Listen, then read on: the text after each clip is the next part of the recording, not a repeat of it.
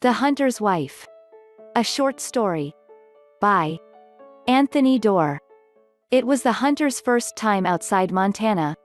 He woke, stricken still with the hours-old vision of ascending through rose-lit cumulus, of houses and barns like specks deep in the snowed-in valleys, all the scrolling country below looking December, brown and black hills streaked with snow, flashes of iced-over lakes, the long braids of a river gleaming at the bottom of a canyon.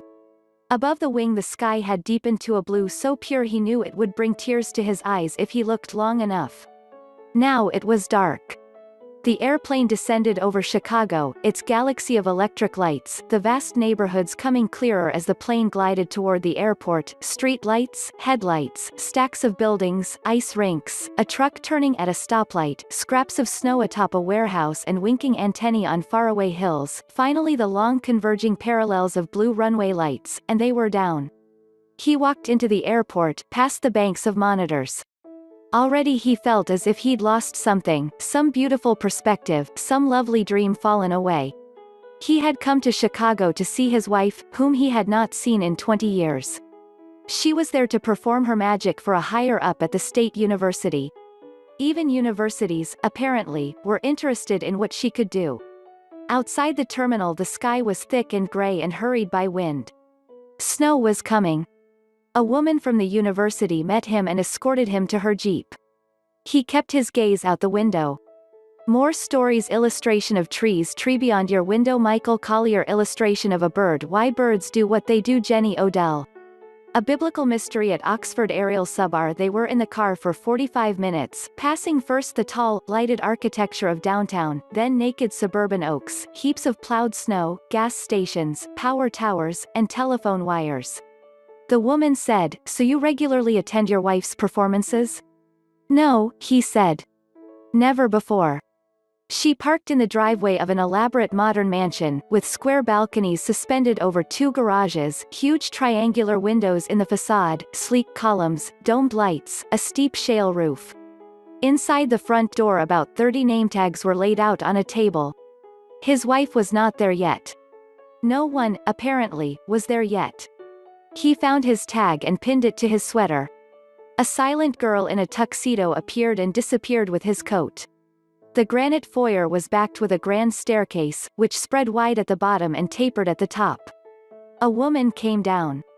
She stopped 4 or 5 steps from the bottom and said, "Hello, Anne," to the woman who had driven him there, and "You must be Mr. Dumas," to him. He took her hand, a pale, bony thing, weightless, like a featherless bird. Her husband, the university's chancellor, was just knotting his bow tie, she said, and she laughed sadly to herself, as if bow ties were something she disapproved of. The hunter moved to a window, shifted aside the curtain, and peered out. In the poor light he could see a wooden deck the length of the house, angled and stepped, its width ever-changing, with a low rail. Beyond it, in the blue shadows, a small pond lay encircled by hedges, with a marble birdbath at its center. Behind the pond stood leafless trees, oaks, maples, a sycamore as white as bone. A helicopter shuttled past, its green light winking. "It's snowing," he said. "Is it?" the hostess asked, with an air of concern, perhaps false. It was impossible to tell what was sincere and what was not.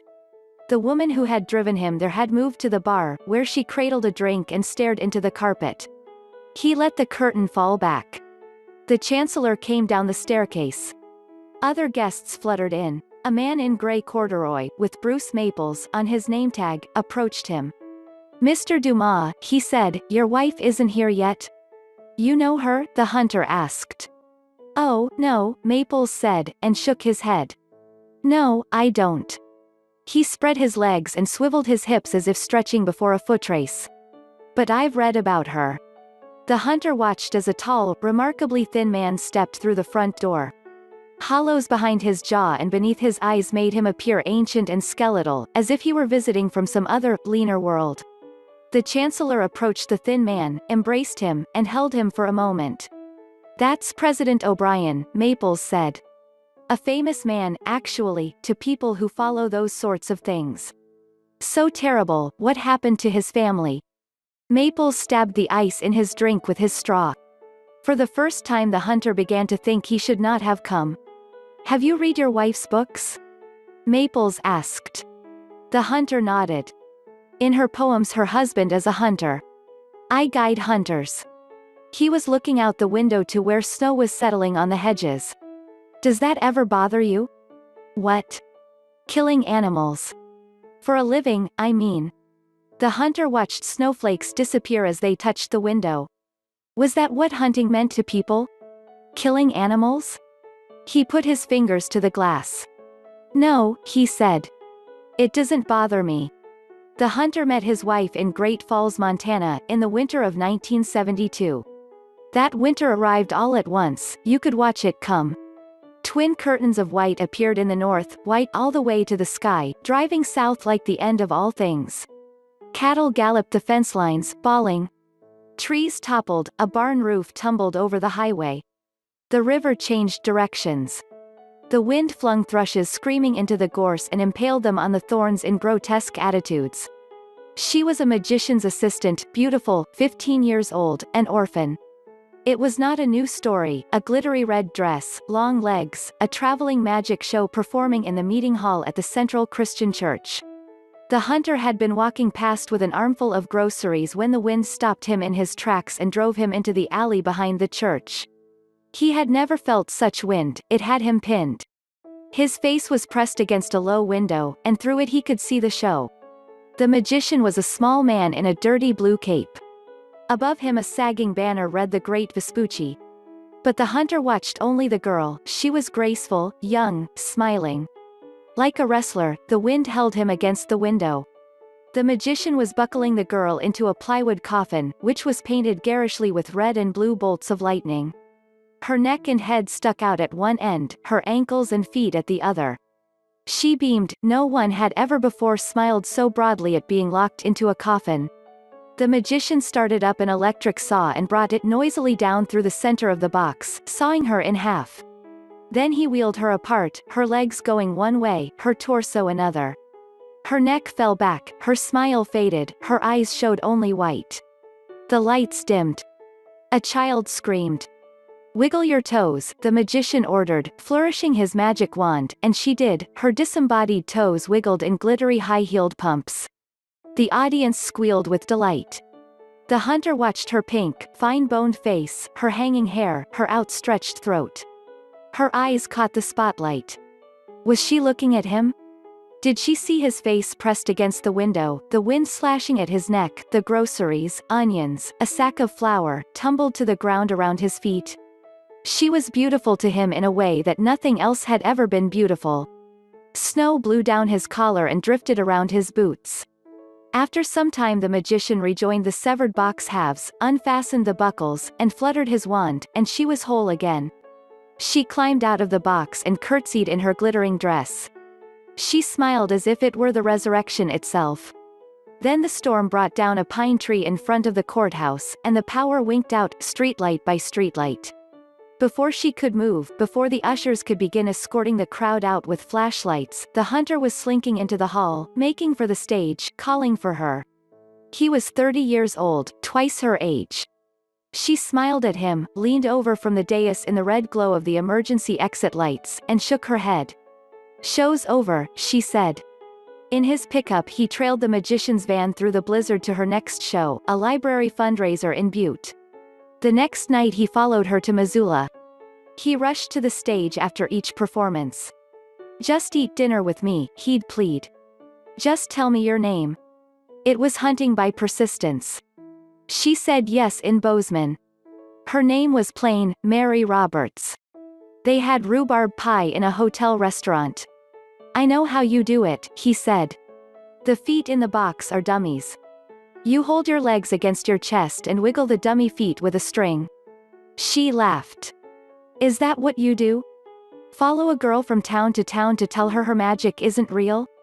No, he said. I hunt. And when you're not hunting, I dream about hunting. She laughed again. It's not funny, he said. You're right, she said, and smiled. It's not funny. I'm that way with magic. I dream about it. Even when I'm not asleep. He looked into his plate, thrilled. He searched for something he might say. They ate. But I dream bigger dreams, you know, she said afterward, after she had eaten 2 pieces of pie, carefully, with a spoon. Her voice was quiet and serious. I have magic inside of me. I'm not going to get sawed in half by Tony Vespucci all my life. I don't doubt it, the hunter said. I knew you'd believe me, she said. But the next winter Vespucci brought her back to Great Falls and sawed her in half in the same plywood coffin. And the winter after that. Both times, after the performance, the hunter took her to the Bitterroot Diner, where he watched her eat 2 pieces of pie. The watching was his favorite part, a hitch in her throat as she swallowed, the way the spoon slid cleanly out from her lips, the way her hair fell over her ear. Then she was 18, and after pie she let him drive her to his cabin, 40 miles from Great Falls, up the Missouri and then east into the Smith River Valley. She brought only a small vinyl purse. The truck skidded and sheared as he steered it over the unplowed roads, fishtailing in the deep snow, but she didn't seem afraid or worried about where he might be taking her, about the possibility that the truck might sink in a drift, that she might freeze to death in her pea coat and glittery magician's assistant dress. Her breath plumed out in front of her. It was 20 degrees below zero. Soon the roads would be snowed over, impassable until spring. At his one-room cabin, with furs and old rifles on the walls, he unbolted the door to the crawl space and showed her his winter hoard, 100 smoked trout, plucked pheasants and venison quarters hanging frozen from hooks. Enough for 2 of me, he said. She scanned his books over the fireplace, a monograph on grouse habits, a series of journals on upland game birds, a thick tome titled Simply Bear. Are you tired? He asked. Would you like to see something? He gave her a snowsuit, strapped her boots into a pair of leather snowshoes, and took her to hear the grizzly. She wasn't bad on snowshoes, a little clumsy. They went creaking over wind-scalloped snow in the nearly unbearable cold. The bear denned every winter in the same hollow cedar, the top of which had been shorn off by a storm. Black, 3-fingered, and huge, in the starlight it resembled a skeletal hand thrust up from the ground, a ghoulish visitor scrabbling its way out of the underworld. They knelt. Above them the stars were knife points, hard and white. Put your ear here, he whispered. The breath that carried his words crystallized and blew away. They listened, face to face, their ears over woodpecker holes in the trunk. She heard it after a minute, tuning her ears into something like a drowsy sigh, a long exhalation of slumber. Her eyes widened. A full minute passed. She heard it again. We can see him, he whispered, but we have to be dead quiet. Grizzlies are light hibernators. Sometimes all you do is step on twigs outside their dens and they're up. He began to dig at the snow. She stood back, her mouth open, eyes wide. Bent at the waist, the hunter bailed the snow back through his legs. He dug down 3 feet and then encountered a smooth, icy crust covering a large hole in the base of the tree. Gently he dislodged plates of ice and lifted them aside. From the hole the smell of bear came to her, like wet dog, like wild mushrooms. The hunter removed some leaves. Beneath was a shaggy flank, a patch of brown fur. He's on his back, the hunter whispered. This is his belly. His forelegs must be up here somewhere. He pointed to a place higher on the trunk. She put one hand on his shoulder and knelt in the snow beside the den. Her eyes were wide and unblinking. Her jaw hung open. Above her shoulder a star separated itself from a galaxy and melted through the sky. I want to touch him, she said. Her voice sounded loud and out of place in that wood, under the naked cedars. Hush, he whispered. He shook his head no. Just for a minute. No, he hissed. You're crazy. He tugged at her arm. She removed the mitten from her other hand with her teeth and reached down. He pulled at her again but lost his footing and fell back, clutching an empty mitten.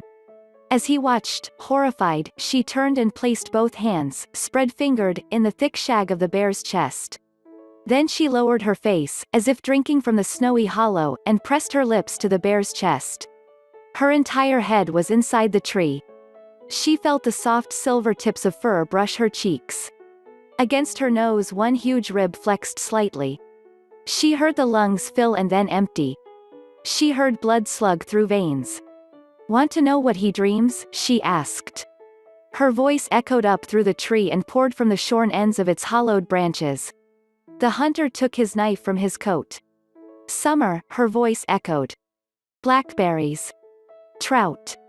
Dredging his flanks across river pebbles. I'd have liked, she said later, back in the cabin as he built up the fire, to crawl all the way down there with him. Get into his arms.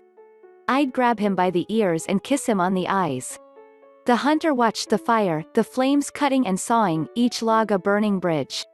3 years he had waited for this. 3 years he had dreamed this girl by his fire. But somehow it had ended up different from what he had imagined. He had thought it would be like a hunt, like waiting hours beside a wallow with his rifle barrel on his pack to see the huge antlered head of a bull elk loom up against the sky, to hear the whole herd behind him inhale and then scatter down the hill. If you had your opening, you shot and walked the animal down, and that was it. But this felt different. It was exactly as if he were still 3 years younger, stopped outside the Central Christian Church and driven against a low window by the wind or some other, greater force. Stay with me, he whispered to her, to the fire. Stay the winter.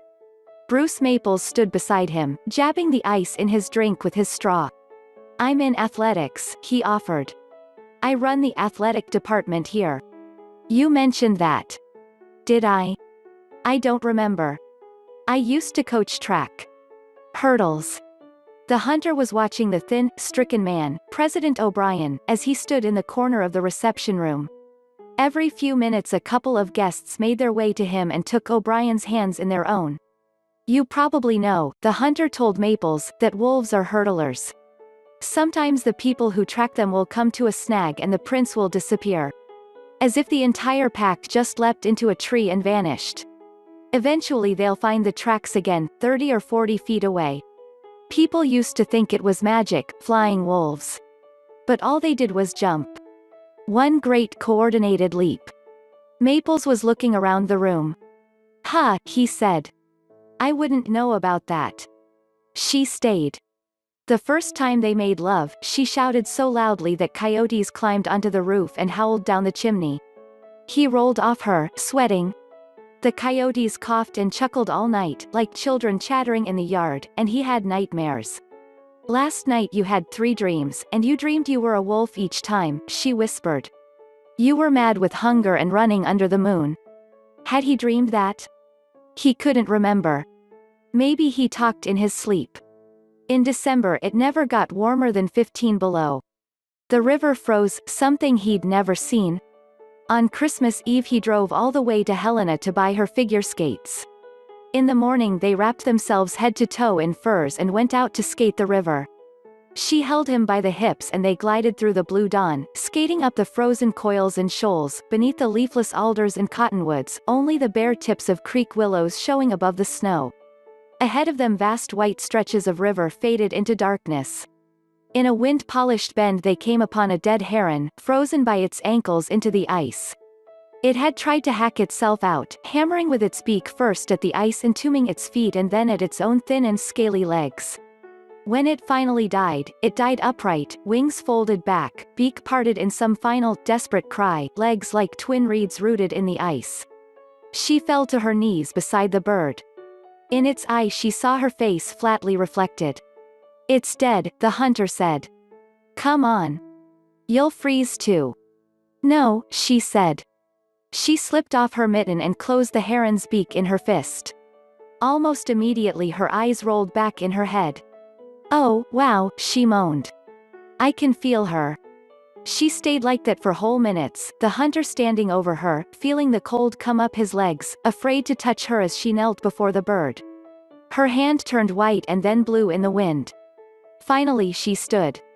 We have to bury it, she said. That night she lay stiff and would not sleep. It was just a bird, he said, unsure of what was bothering her but bothered by it himself. We can't do anything for a dead bird. It was good that we buried it, but tomorrow something will find it and dig it out. She turned to him. Her eyes were wide. He remembered how they had looked when she put her hands on the bear. When I touched her, she said, I saw where she went. What? I saw where she went when she died. She was on the shore of a lake with other herons, 100 others, all facing the same direction, and they were waiting among stones. It was dawn, and they watched the sun come up over the trees on the other side of the lake. I saw it as clearly as if I were there. He rolled onto his back and watched shadows shift across the ceiling. "Winter is getting to you," he said. He resolved to make sure she went out every day. It was something he'd long believed: go out every day in winter, or your mind will slip. Every winter the paper was full of stories about ranchers' wives, snowed in and crazed with cabin fever, who had dispatched their husbands with cleavers or awls. Winter threw itself at the cabin. He took her out every day. He showed her 1,000 ladybugs hibernating in an orange ball hung in a riverbank hollow, a pair of dormant frogs buried in frozen mud, their blood crystallized until spring. He pried a globe of honeybees from its hive, slow buzzing, stunned from the sudden exposure, tightly packed around the queen, each bee shimmying for warmth. When he placed the globe in her hands, she fainted, her eyes rolled back. Lying there, she saw all their dreams at once, the winter reveries of scores of worker bees, each one fiercely vivid, bright trails through thorns to a clutch of wild roses, honey tidally brimming 100 combs. With each day she learned more about what she could do. She felt a foreign and keen sensitivity bubbling in her blood, as if a seed planted long ago were just now sprouting. The larger the animal, the more powerfully it could shake her. The recently dead were virtual minds of visions, casting them off with a slow fading strength as if cutting a long series of tethers one by one. She pulled off her mittens and touched everything she could: bats, salamanders, a cardinal chick tumbled from its nest, still warm. 10 hibernating garter snakes coiled beneath a rock, eyelids sealed, tongues stilled. Each time she touched a frozen insect, a slumbering amphibian, anything just dead, her eyes rolled back and its visions, its heaven, went shivering through her body. Their first winter passed like that. When he looked out the cabin window, he saw wolf tracks crossing the river, owls hunting from the trees, 6 feet of snow like a quilt ready to be thrown off. She saw burrowed dreamers nestled under roots against the long twilight, their dreams rippling into the sky like auroras. With love still lodged in his heart like a splinter, he married her in the first muds of spring. Bruce Maples gasped when the hunter's wife finally arrived. She moved through the door like a show horse, demure in the way she kept her eyes down, but assured in her step. She brought each tapered heel down and struck it against the granite. The hunter had not seen his wife for 20 years, and she had changed, become refined, less wild, and somehow, to the hunter, worse for it. Her face had wrinkled around the eyes, and she moved as if avoiding contact with anything near her, as if the hall table or the closet door might suddenly lunge forward to snatch at her lapels. She wore no jewelry, no wedding ring, only a plain black suit, double-breasted.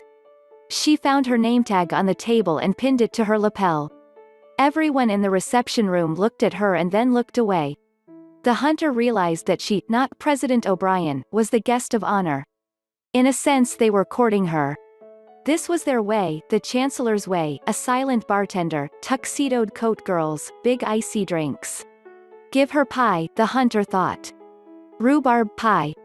Show her a sleeping grizzly. They sat for dinner at a narrow and very long table, 15 or so high-backed chairs down each side and one at each end. The hunter was seated several places away from his wife. She looked over at him finally, a look of recognition, of warmth, and then looked away again. He must have seemed old to her, he must always have seemed old to her. She did not look at him again. The kitchen staff, in starched whites, brought onion soup, scampi, poached salmon. Around the hunter guests spoke in half-whispers about people he did not know. He kept his eyes on the windows and the blowing snow beyond. The river thawed and drove huge saucers of ice toward the Missouri. The hunter felt that old stirring, that quickening in his soul, and would rise in the wide pink dawns, grab his fly rod, and hurry down to the river. Already trout were rising through the chill brown water to take the first insects of spring. Soon the telephone in the cabin was ringing with calls from clients, and his guiding season was on.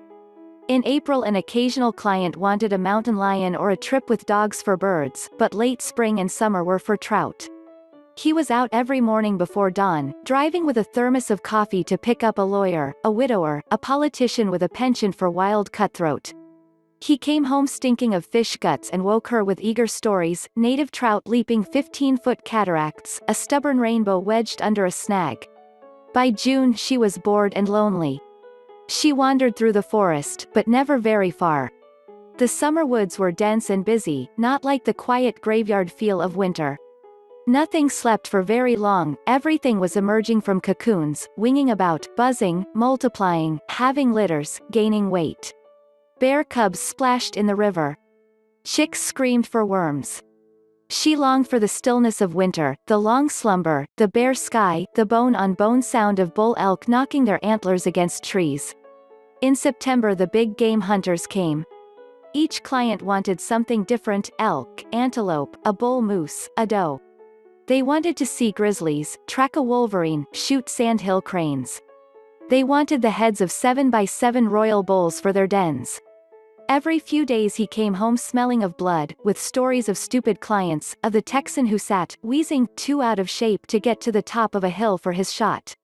A bloodthirsty New Yorker claimed he wanted only to photograph black bears, then he pulled a pistol from his boot and fired wildly at 2 cubs and their mother. Nightly she scrubbed blood out of the hunter's coveralls, watched it fade from rust to red to rose in a basin filled with river water. She began to sleep, taking long afternoon naps, 3 hours or more. Sleep, she learned, was a skill like any other, like getting sawed in half and reassembled, or like divining visions from a dead robin. She taught herself to sleep despite heat, despite noise. Insects flung themselves at the screens, hornets sped down the chimney, the sun angled hot and urgent through the southern windows, still she slept. When he came home each autumn night, exhausted, forearms stained with blood, she was hours into sleep. Outside, the wind was already stripping leaves from the cottonwoods, too soon, he thought. He'd take her sleeping hand. Both of them lived in the grip of forces they had no control over, the October wind, the revolutions of the earth. That winter was the worst he could remember. From Thanksgiving on they were snowed in, the truck buried under 6-foot drifts. The phone line went down in December and stayed down until April. January began with a chinook followed by a terrible freeze. The next morning a 3-inch crust of ice covered the snow. On the ranches to the south cattle crashed through and bled to death kicking their way out. Deer punched through with their tiny hooves and suffocated in the deep snow beneath. Trails of blood veined the hills. In the mornings he would find coyote tracks written in the snow around the door to the crawl space, 2 inches of hardwood between them and all his winter hoard hanging frozen beneath the floorboards. He reinforced the door with baking sheets, nailing them up against the wood and over the hinges. Twice he woke to the sound of claws scrabbling against the metal and charged outside to shout the coyotes away. Everywhere he looked something was dying, an elk keeling over, an emaciated doe clattering onto ice like a drunken skeleton. The radio reported huge cattle losses on the southern ranches. Each night he dreamt of wolves, of running with them, soaring over fences and tearing into the steaming carcasses of cattle. In February he woke to coyotes under the cabin. He grabbed his bow and knife and dashed out into the snow barefoot, his feet going numb. They had gone in under the door, chewing and digging the frozen earth under the foundation. He unbolted what was left of the door and swung it free. Elk arrows were all he had, aluminum shafts tipped with broadheads. He squatted in the dark entrance, their only exit, with his bow at full draw and an arrow nocked. Above him he could hear his wife's feet pad quietly over the floorboards. A coyote made a coughing sound. Others shifted and panted. Maybe there were 10. He began to fire arrows steadily into the dark. He heard some bite into the foundation blocks at the back of the crawl space, others sink into flesh. He spent his whole quiver, a dozen arrows. The yelps of speared coyotes went up. A few charged him, and he lashed at them with his knife. He felt teeth go to the bone of his arm, felt hot breath on his cheeks. He lashed with his knife at ribs, tails, skulls. His muscles screamed. The coyotes were in a frenzy. Blood bloomed from his wrist, his thigh. She heard the otherworldly screams of wounded coyotes come up through the floorboards, his grunts and curses as he fought. It sounded as if an exit had been tunneled all the way from hell to open under their house, and what was now pouring out was the worst violence that place could send up. She knelt in front of the fireplace and felt the souls of coyotes as they came through the boards on their way skyward. He was blood-soaked and hungry, and his thigh had been badly bitten, but he worked all day digging out the truck. If he did not get food, they would starve, and he tried to hold the thought of the truck in his mind. He lugged slate and tree bark to wedge under the tires, excavated a mountain of snow from the truck bed. Finally, after dark, he got the engine turned over and ramped the truck up onto the frozen, wind-crusted snow. For a brief, wonderful moment he had it careening over the icy crust, starlight washing through the windows, tires spinning, pistons churning, what looked to be the road unspooling in the headlights. Then he crashed through. Slowly, painfully, he began digging it out again. It was hopeless. He would get it up, and then it would break through a few miles later. Hardly anywhere was the sheet of ice atop the snow thick enough to support the truck's weight. For 20 hours he dug and then revved and slid the truck over 8-foot drifts. 3 more times it crashed through and sank to the windows. Finally he left it. He was 10 miles from home, 30 miles from town. He made a weak and smoky fire with cut boughs and lay beside it and tried to sleep, but he couldn't. The heat from the fire melted snow, and trickles ran slowly toward him but froze solid before they reached him. The stars twisting in their constellations above had never seemed farther or colder. In a state that was neither fully asleep nor fully waking, he watched wolves lope around his fire, just outside the reaches of light, slavering and lean. He thought for the first time that he might die if he did not get warmer. He managed to kneel and turn and crawl for home. Around him he could feel the wolves, smell blood on them, hear their nailed feet scrape across the ice. He traveled all that night and all the next day, near Catatonia, sometimes on his feet, more often on his elbows and knees. At times he thought he was a wolf, and at times he thought he was dead. When he finally made it to the cabin, there were no tracks on the porch, no sign that she had gone out. The crawl space door was still flung open, and shreds of the siding and the door frame lay scattered about. She was kneeling on the floor, ice in her hair, lost in some kind of hypothermic torpor. With his last dregs of energy he constructed a fire and poured a mug of hot water down her throat. As he fell into sleep, he watched himself as from a distance, weeping and clutching his near-frozen wife. They had only flour and a few crackers in the cupboards. When she could speak, her voice was quiet and far away. "I have dreamt the most amazing things," she murmured. "I have seen the places where coyotes go when they are gone. I know where spiders go, and geese." Quote. Snow fell incessantly. Night was abiding, daylight passed in a breath. The hunter was beyond hungry. Whenever he stood up, his eyesight fled in slow, nauseating streaks of color. He went out with lanterns to fish, shoveled down to the river ice, chopped through it with a maul, and shivered over the hole jigging a ball of dough on a hook. Sometimes he brought back a trout, other times they ate a squirrel, a hare, once a famished deer whose bones he cracked and boiled, or only a few handfuls of rose hips. In the worst parts of March he dug out cattails to peel and steam the tubers. She hardly ate, sleeping 18-20 hours a day. When she woke, it was to scribble on notebook paper before plummeting back into sleep, clutching at the blankets as if they gave her sustenance. She was learning, strength hidden at the center of weakness, ground at the bottom of the deepest pit. With her stomach empty and her body quieted, without the daily demands of living, she felt she was making important discoveries. She was only 19 and had lost 20 pounds since marrying him. Naked, she was all rib cage and pelvis. He read her scribbled dreams, but they seemed to be senseless poems and gave him no clues to her. Snail, sleds down stones in the rain. Owl, fixes his eyes on hare, drops as if from the moon. Horse, rides across the plains with his brothers. In April the temperature rose above 0 and then above 20. He strapped an extra battery to his pack and went to dig out the truck. Its excavation took all day. He drove it slowly back up the slushy road in the moonlight and asked if she'd like to go to town the next morning. To his surprise, she said yes. They heated water for baths and dressed in clothes they hadn't worn in 6 months. She threaded twine through her belt loops to keep her trousers up. Behind the wheel his chest filled to have her with him, to be moving out into the country, to see the sun above the trees. Spring was coming, the valley was dressing up.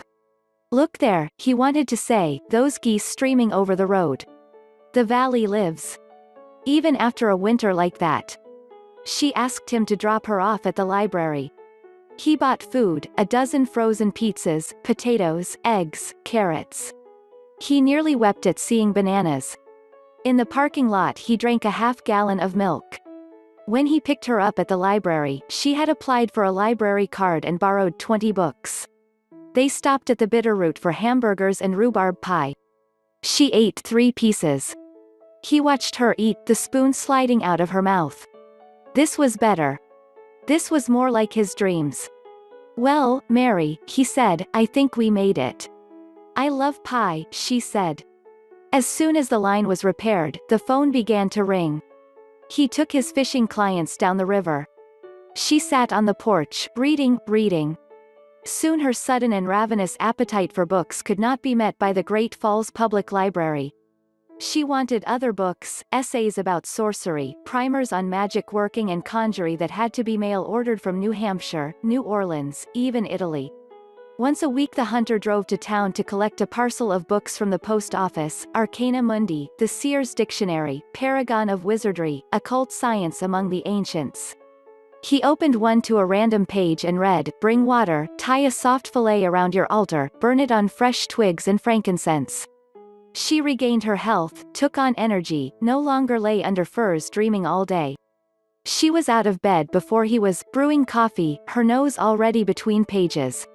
With a steady diet of meat and vegetables her body bloomed, her hair shone, her eyes and cheeks glowed. How beautiful she seemed to him in those few hours he was home. After supper he would watch her read in the firelight, blackbird feathers tied all through her hair, a heron's beak hanging between her breasts. In November he took a Sunday off and they cross-country skied. They came across a bull elk frozen to death in a draw. Ravens shrieked at them as they skied to it. She knelt and put her palm on the leathered skull. There, she moaned. I feel him. What do you feel? He asked, standing behind her. What is it? She stood, trembling. I feel his life flowing out, she said. I see where he goes, what he sees. But that's impossible, he said. It's like saying you know what I dream. I do, she said. You dream about wolves. But that elk's been dead at least a day. It doesn't go anywhere. It goes into the crops of those ravens. How could she tell him? How could she ask him to understand such a thing? How could anyone understand? More clearly than ever she could see that there was a fine line between dreams and wakefulness, between living and dying, a line so tenuous it sometimes didn't exist. It was always clearest for her in winter. In winter, in that valley, life and death were not so different. The heart of a hibernating newt was frozen solid, but she could warm and wake it in her palm. For the newt there was no line at all, no fence, no river Styx, only an area between living and dying, like a snowfield between 2 lakes, a place where dreams and wakefulness met, where death was only a possibility and visions rose shimmering to the stars like smoke. All that was needed was a hand, the heat of a palm, the touch of fingers. That February the sun shone during the days and ice formed at night, slick sheets glazing the wheat fields, the roofs and roads. One day he dropped her off at the library, the chains on the tires rattling as he pulled away, heading back up the Missouri toward Fort Benton. Around noon Marlin Spokes, a snowplow driver the hunter knew from grade school, slid off the Sun River Bridge in his plow and dropped 40 feet into the river. He was dead before they could get him out of the truck. She was reading in the library, a block away, and heard the plow crash into the riverbed like 1,000 dropped girders. When she got to the bridge, sprinting in her jeans and t-shirt, men were already in the water, a telephone man from Helena, a jeweler, a butcher in his apron, all of them had scrambled down the banks and were waiting in the rapids, prying the door open. The men lifted Marlin from the cab, stumbling as they carried him. Steam rose from their shoulders and from the crushed hood of the plow. She careened down the snow-covered slope and splashed to them. Her hand on the jeweler's arm, her leg against the butcher's leg, she reached for Marlin's ankle. When her finger touched Marlin's body, her eyes rolled back and a single vision leapt to her, Marlin Spokes pedaling a bicycle, a child's seat mounted over the rear tire with a helmeted boy, Marlin's own son, strapped into it. Spangles of light drifted over the riders as they rolled down a lane beneath giant, sprawling maples. The boy reached for Marlin's hair with one small fist. In the glass of a storefront window their reflection flashed past. Fallen leaves turned over in their wake. This quiet vision, like a ribbon of rich silk, ran out slowly and fluidly, with great power, and she shook beneath it. It was she who pedaled the bike. The boy's fingers pulled through her hair. The men who were touching her or touching Marlin saw what she saw, felt what she felt. At first they spoke of it only in their basements, at night, but Great Falls was not a big town, and this was not something one could keep locked in a basement. Soon they discussed it everywhere, in the supermarket, at the gasoline pumps. People who didn't know Marlin Spokes or his son or the hunter's wife or any of the men in the river that morning soon spoke of the event like experts. All you had to do was touch her, a barber said, and you saw it too. The most beautiful lane you've ever dreamed, a deli owner raved. You didn't just pedal his son around, movie ushers whispered, you loved him. He could have heard anywhere. In the cabin he built up the fire, flipped idly through a stack of her books. He couldn't understand them, one of them wasn't even in English. After dinner she took the plates to the sink. You read Spanish now? He asked. Her hands in the sink stilled. It's Portuguese, she said. I understand only a little. He turned his fork in his hands. Were you there when Marlin Spokes was killed? I helped pull him out of the truck. I don't think I was much good. He looked at the back of her head. He felt like driving his fork through the table. What tricks did you play? Did you hypnotize people? Her shoulders tightened. Her voice came out furious. Why can't you? She began, but her voice fell off. It wasn't tricks, she muttered. I helped carry him. When she started to get phone calls, he hung up on the callers. But they were relentless, a grieving widow, an orphan's lawyer, a reporter from the Great Falls Tribune. A blubbering father drove all the way to the cabin to beg her to come to the funeral parlor, and finally she went. The hunter insisted on driving her. It wasn't right, he declared, for her to go alone. He waited in the truck in the parking lot, engine rattling, radio moaning. I feel so alive, she said afterward, as he helped her into the cab. Her clothes were soaked through with sweat. Like my blood is fizzing through my body. At home she lay awake, far away, all night. She got called back, and each time he drove her.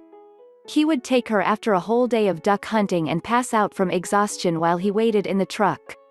When he woke, she would be beside him, holding his hand, her hair damp, her eyes wild.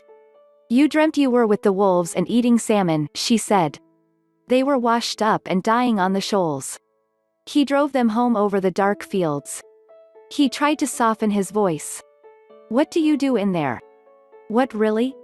I give them solace. I let them say goodbye to their loved ones. I help them know something they'd never otherwise know. No, he said. I mean, what kind of tricks? How do you do it? She turned her hands palms up.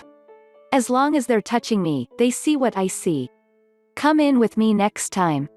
Go in there and hold hands. Then you'll know. He said nothing.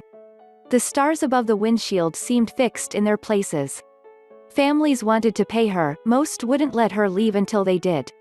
She would come out to the truck with $50, $100, once $400 folded into her pocket.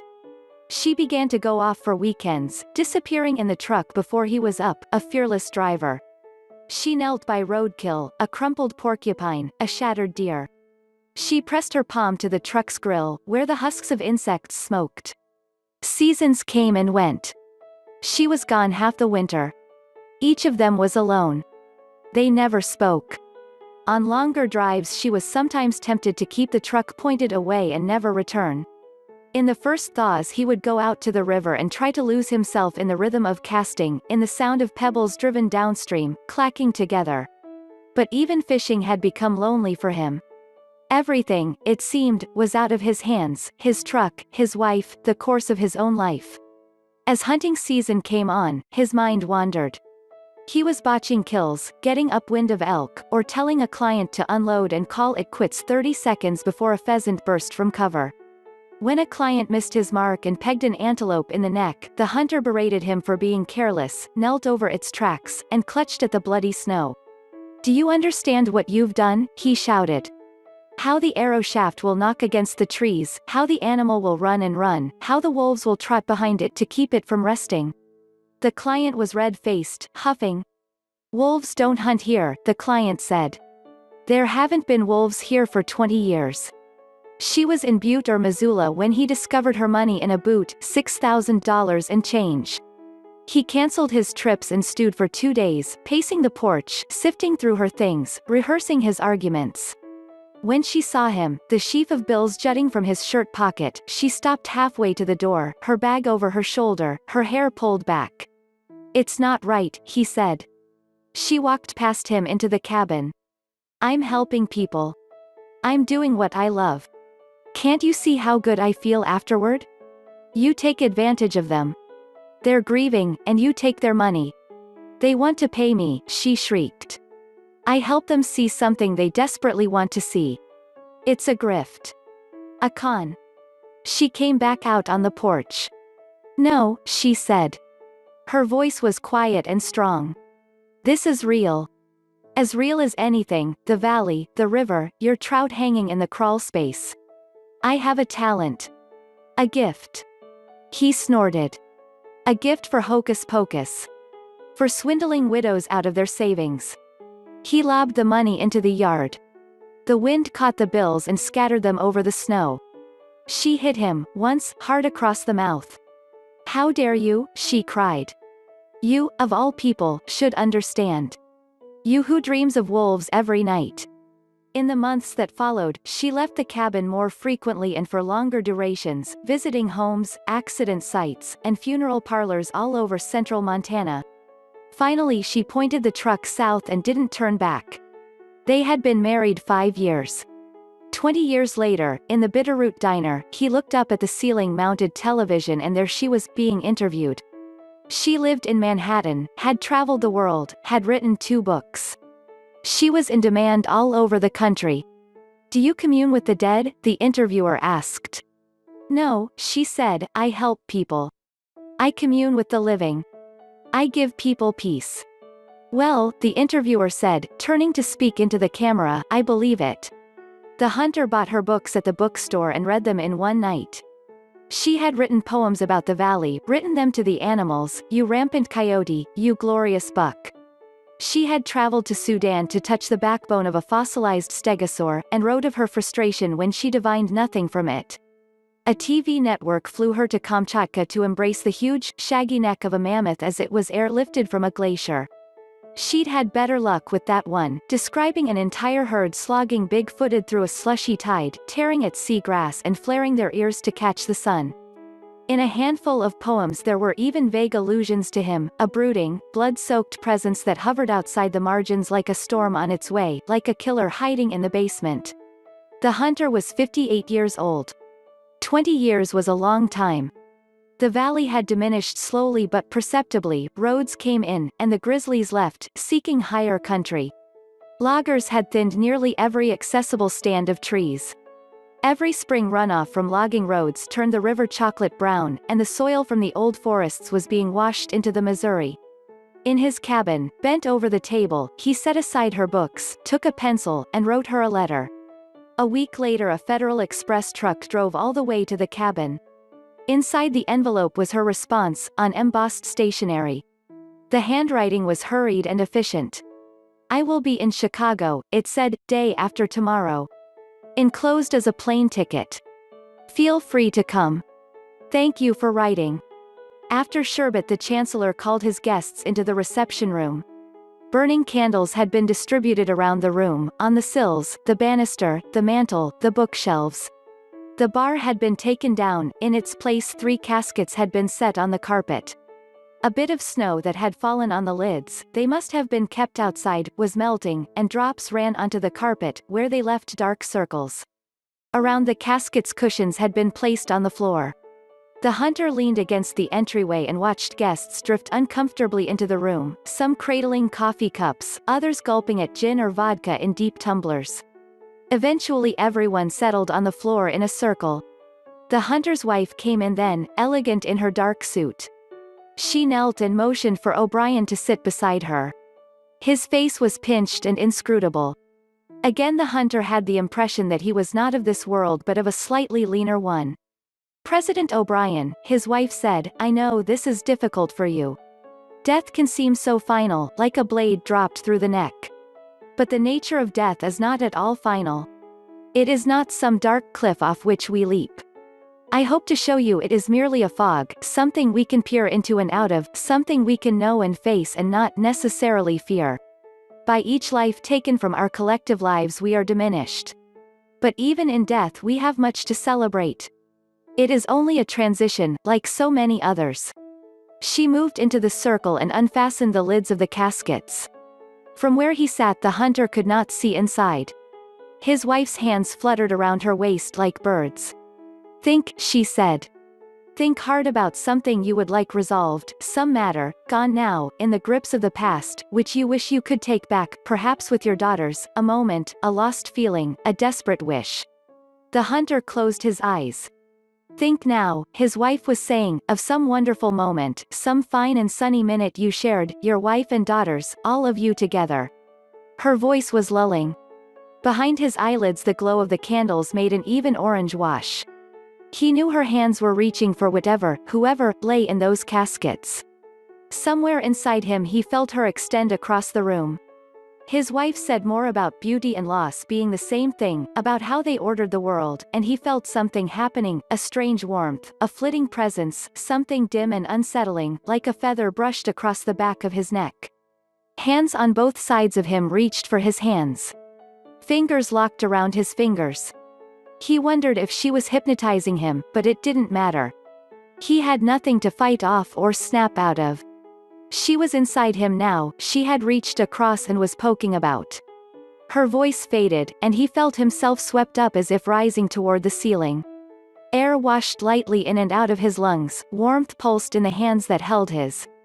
In his mind he saw a sea emerging from fog. The water was broad and flat and glittered like polished metal. He could feel dune grass moving against his shins, and wind coming over his shoulders. All around him bees shuttled over the dunes. Far out a shorebird was diving for crabs. He knew that a few hundred yards away two girls were building castles in the sand, he could hear their song, soft and lilting. Their mother was with them, reclining under an umbrella, one leg bent, the other straight. She was drinking iced tea, and he could taste it in his mouth, sweet and bitter with a trace of mint. Each cell in his body seemed to breathe. He became the girls, the diving bird, the shuttling bees, he was the mother of the girls and the father, he could feel himself flowing outward, richly dissolving, paddling into the world like the very first cell into the great blue sea. When he opened his eyes, he saw linen curtains, women in gowns kneeling. Tears were visible on many people's cheeks, O'Brien's and the Chancellor's and Bruce Maples's. His wife's head was bowed. The hunter gently released the hands that held his, stood, and walked out into the kitchen, past the sudsy sinks, the stacks of dishes. He let himself out a side door and found himself on the wooden deck that ran the length of the house, a couple of inches of snow already settled on it. He felt drawn toward the pond, the bird bath, the hedges. He walked to the pond and stood at its rim. The snow fell steadily, and the undersides of the clouds glowed with reflected light from the city. Before long his wife stepped onto the deck and came down to join him. There were things he had been preparing to say, something about a final belief, an expression of gratitude for providing a reason to leave the valley, if only for a night. He wanted to tell her that although the wolves were gone, may always have been gone, they still came to him in dreams. That they could run there, fierce and unfettered, was surely enough. She would understand. She had understood long before he did. But he was afraid to speak. He could see that speaking would be like dashing some very fragile bond to pieces, like kicking a dandelion gone to seed, the wispy, tenuous sphere of its body would scatter in the wind. So instead they stood together, the snow fluttering down from the clouds to melt into the water, where their reflected images trembled like two people trapped against the glass of a parallel world, and he reached, finally, to take her hand.